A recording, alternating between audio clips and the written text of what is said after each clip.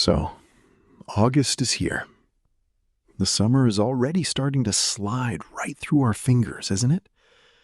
The sun drops a little lower, the heat feels a bit different.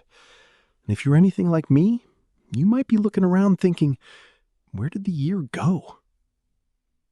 By late summer, that old familiar itch sneaks up.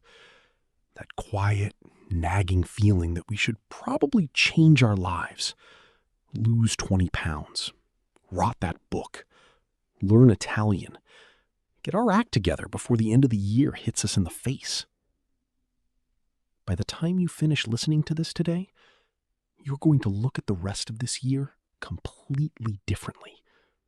You won't be sitting around waiting for some upgraded, future version of yourself to magically turn up.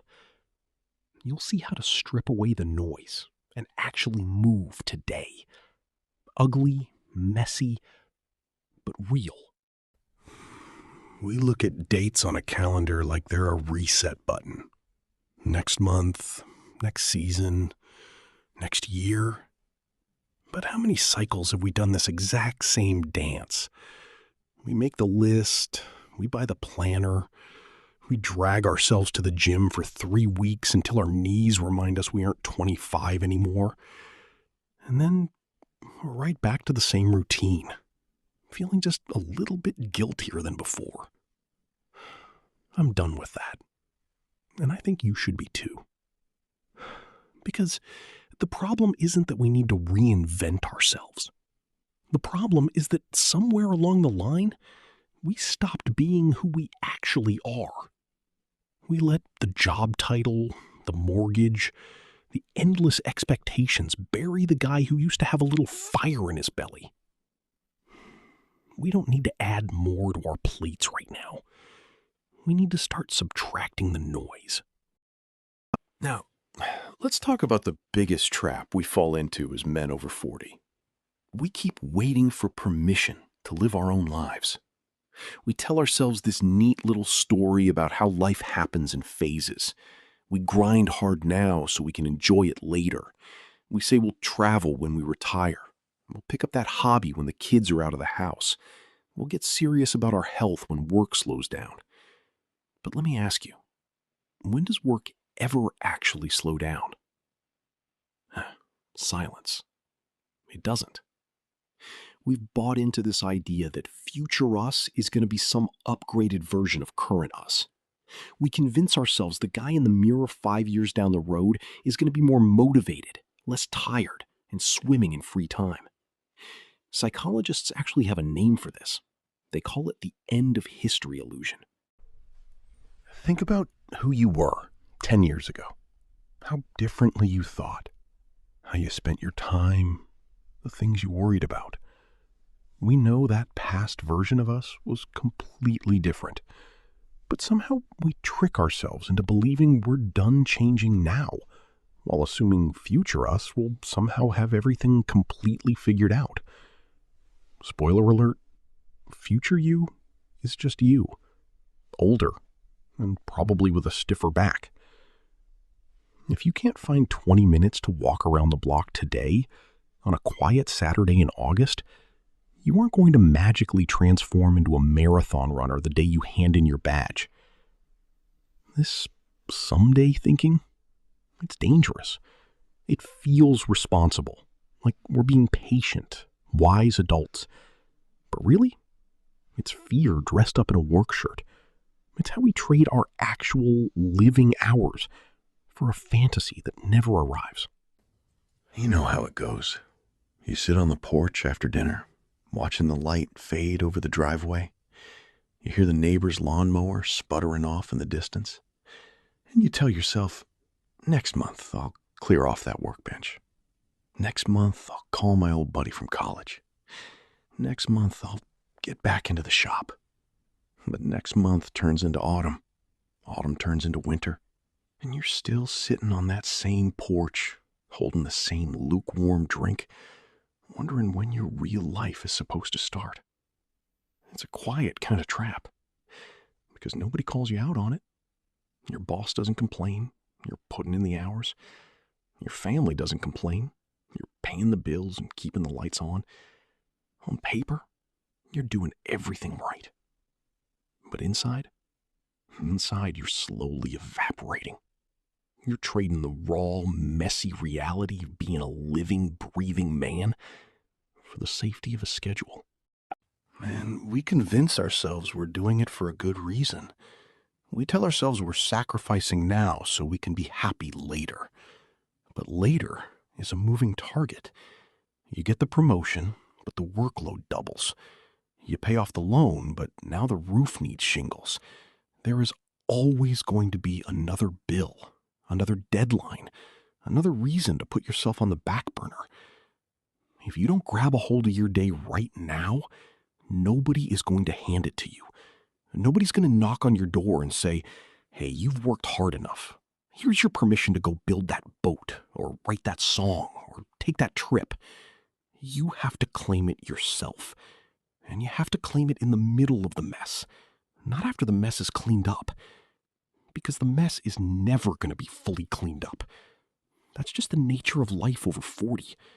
Things break, people need you, and the clock keeps ticking down whether you're ready or not.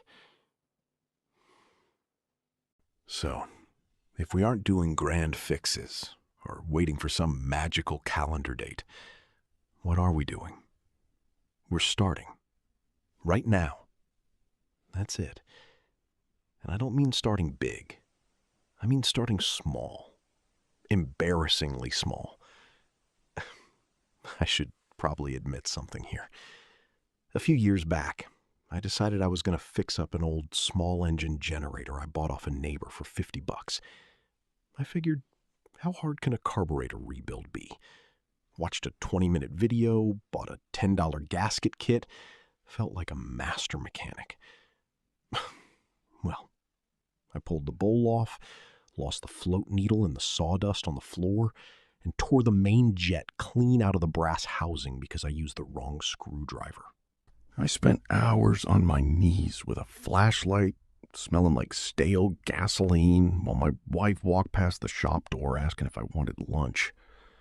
I ended up dragging the whole pile of loose parts in a plastic tub down to a small engine repair shop and paying $140 to fix my $50 bargain. It was embarrassing. I felt like a moron.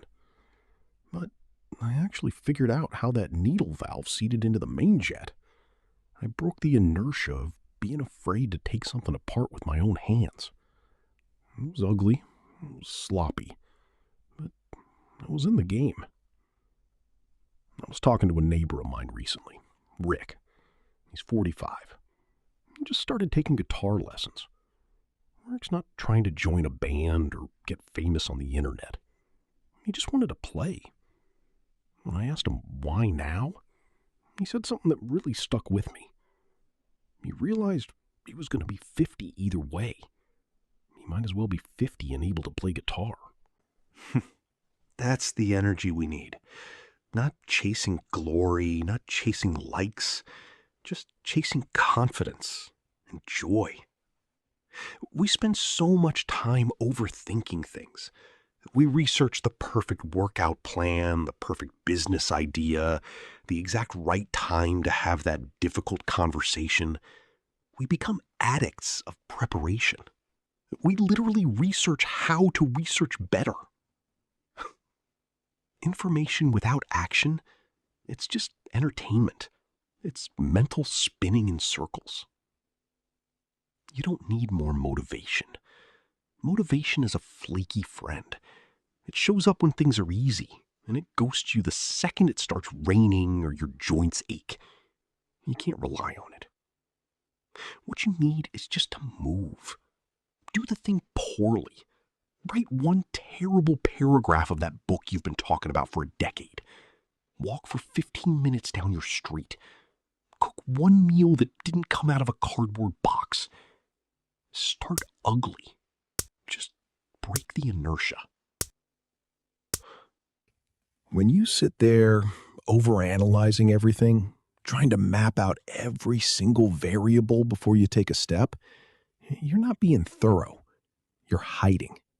In your head, the project is always perfect. The song sounds amazing, the cabinet doors swing completely flush. But the moment you bring it into the real world, it gets messy. Wood splinters, nails bend, your hamstrings scream at you the next morning. And that's okay. That's actually the whole point. The world doesn't care about your potential. It doesn't care about the brilliant ideas sitting in your notes app or the sketches buried in your desk drawer. The world only reacts to what you actually build, no matter how crooked or rough around the edges it is. Think about the first time you tried to back a trailer down a narrow driveway. You jackknifed 3 times, hit the curb, and had to pull forward while the guy across the street watched you. It was uncomfortable as hell. But by the 10th time you did it, you didn't even think twice. Every worthwhile skill in life starts with that same embarrassing first attempt. So stop trying to skip the ugly phase. Embrace it. Be the guy who sucks at playing the acoustic guitar on his porch for a season, so you can be the guy who plays decently for the next 30 years. While we're at it, maybe starting now, this late summer, is when we stop apologizing for who we are. There is a slow fade that happens to men. Have you felt it?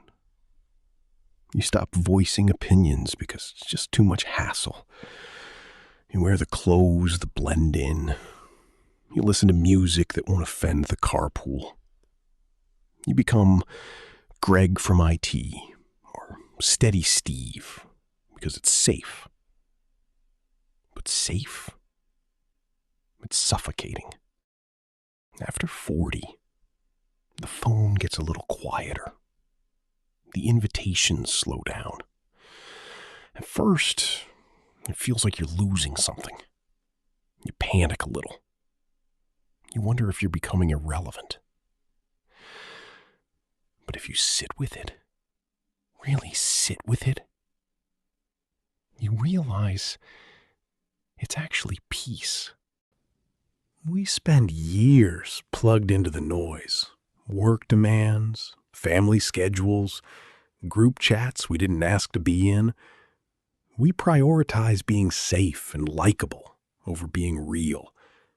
We filter ourselves until we're just a smooth, rounded-off block of wood with no edge left.